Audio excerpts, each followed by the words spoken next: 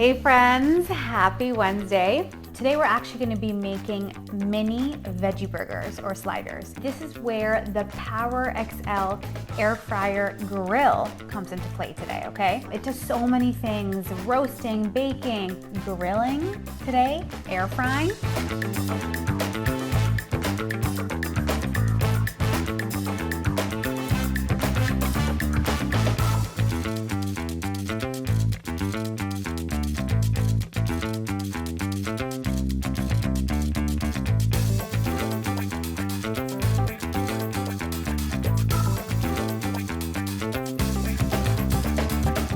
Slide on my bread, a little bit of mayo, tomato, red onion, layers of beans, and the grated carrots, okay, and the herbs, tomato and onion. How delicious does this look? I'll see you in a week from now. Bye.